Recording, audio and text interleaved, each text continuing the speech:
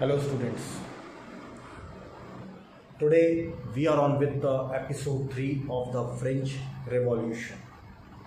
Okay, you have watched the episode 1, episode 2 and now we are on with the episode 3.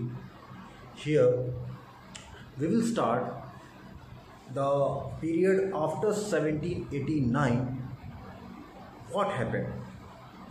Okay, after 1789 अगर हम देखते हैं तो France में अभी भी कहीं कोई भी इस प्रकार की शांति अगर आप सोचोगे तो नहीं दिख पा रही है। लुइस 16 ने कॉन्स्टिट्यूशन पे साइन कर दिया, सारी शर्तें मान ली, पर उसके बाद भी अगर आप देखोगे तो वहाँ पर जैसी पीस एंड सिक्योरिटी लोगों को फील करना चाहिए था वो नहीं कर पा रहे। वो आज भी वैसे ही परेशान थे क्योंकि कहीं ना कहीं उनके अंदर ये खतरा दिख रहा था उन्हें कि लुइस 16 का ऑस्ट्रिया और प्रूशिया से सीक्रेटली कुछ कनेक्शन या संबंध वो रख रहा था। लोगों को भी समझ में आ रहा था कि वो कॉन्स्पिरेसी कर रहा है। कॉन्स्पिरेसी उसकी कुछ षड्यंत्र वो ऐसे बना रहा था कि ऑस्ट्रिया और प्रूशिया, अगर आप देखते हो जो पर्शिया अभी हम प्रेजेंटली बोलते हैं, तो वहाँ पे जो ऑस्ट्रिया था उसकी जो वाइफ थी मारिया, वो भी ऑस्ट्रिया को बिलोंग करती थी, जो उसका ससुराल था किंग लुइस 16 का। और वहाँ के जो किंग थे, रूलर्स थे, उनको ये डर लग रहा था कि जिस प्रकार से जैसे उन्होंने देखा है लुइस 16 के अगेंस्ट उसी की कंट्री के जो कॉमन सिटीजन्स थे, जनता थी, वो हो गई। कहीं वो हमारे देश के भी, हमारे नागरिक भी, हमारे सिटीजन्स भी इसी प्रकार से कहीं कोई रिवोल्ट ना कर दे हमारे अगेंस्ट। तो वो किसी न किसी प्रकार से वो चाह रहे थे कि ट्रूप्स, अपनी आर्मी, अपनी सेना को भेजें वहाँ पर फ्रांस में, पेरिस में, और लुइस 16 की हेल्प करें दोबारा से उस सिटीजन्स के रिवोल्ट को दबाने के लिए, सप्रेस करने के लिए। ठीक है, लेकिन फ्रांस की जनता ने, सिटीजन्स ने ये मौका उन्हें नहीं दिया। नेशनल असेंबली ने ठीक, अगर आप देखोगे, अप्रैल 1972 को प्रूशिया और ऑस्ट्रिया के अगेंस्ट वॉर डिक्लेयर कर चुके थे 1972, अप्रैल 1972 में।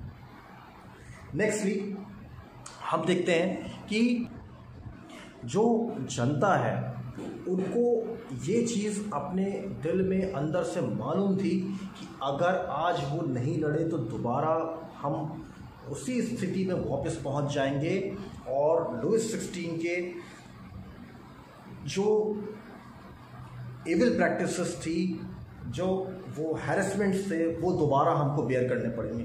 आज जो लड़ाई थी, it was actually the complete war between the common citizens and the rulers. तो भर भर के लोगों ने पूरा सहयोग प्रदान किया।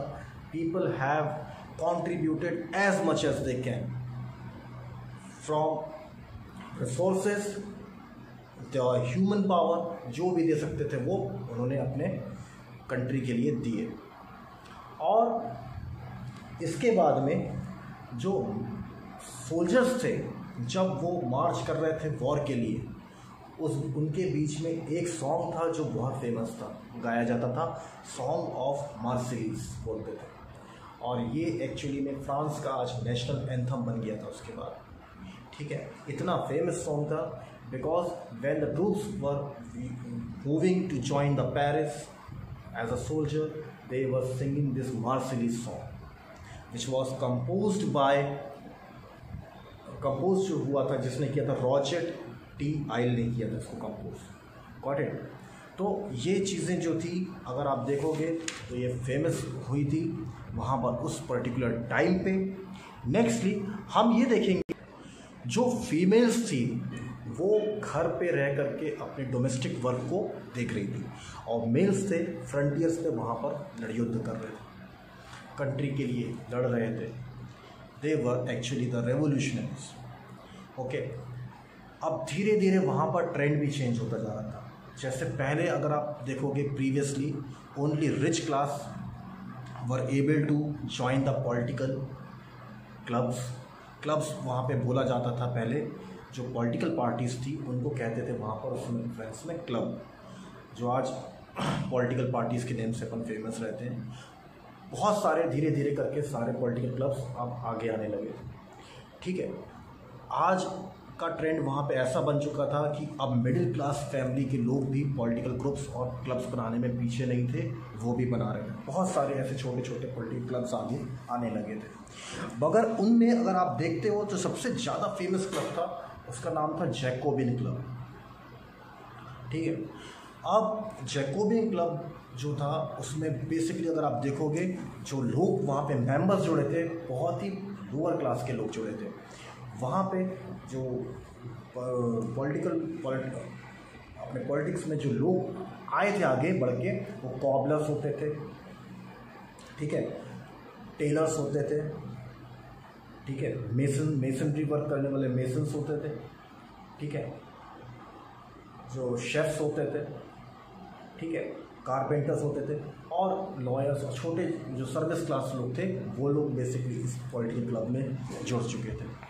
और एक करके अपना कंट्रीब्यूशन जो जितना हो सकता था दे सकता था वो उसको उसमें देता था। और लीडर था उनका मैक्सिमिलियन रॉबस्पियर। ठीक है, ये बहुत ही फेमस लीडर था उस समय पर, 1792 के पीरियड की अगर हम बात करें। और सेम टाइप पे वहाँ पे फूड क्राइसिस भी आगे आने लगी थी। ब्रेड के जो दाम थे वो आसमान फिर से छू रहे थे।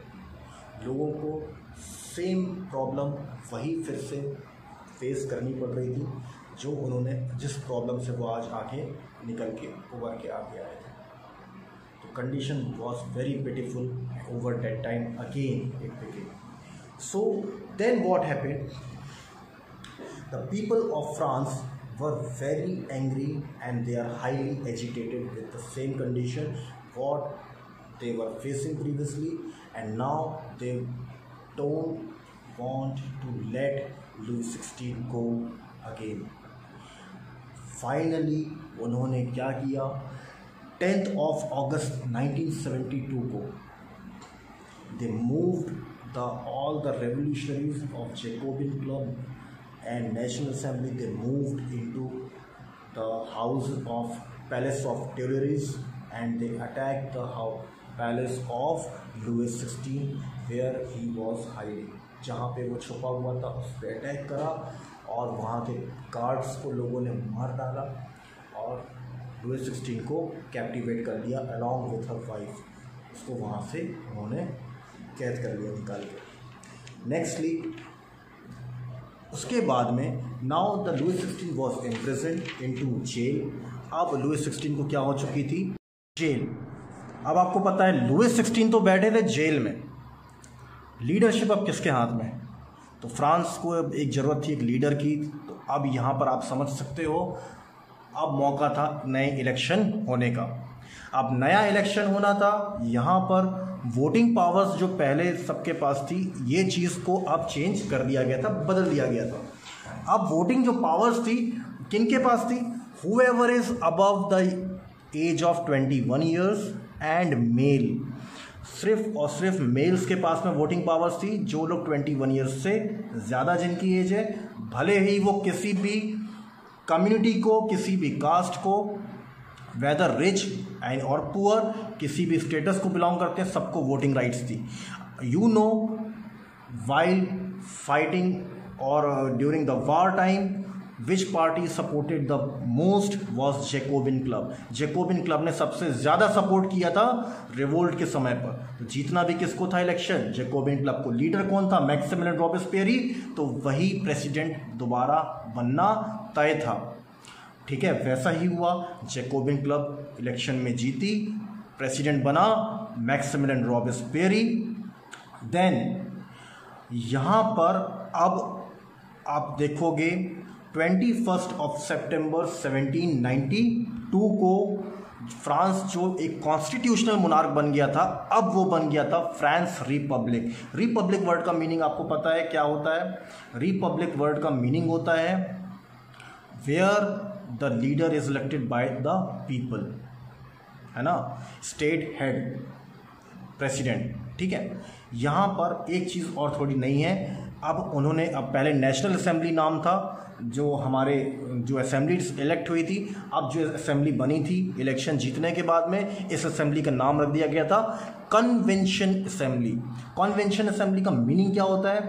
Where the it is convention means traditional way of doing something, रूढ़िवादी पुरानी सोच के तहत जो काम किए जाते हैं उसको बोलते हैं कन्वेंशन। तो कन्वेंशन असेंबली नाम पड़ गया था हमारी नई असेंबली का।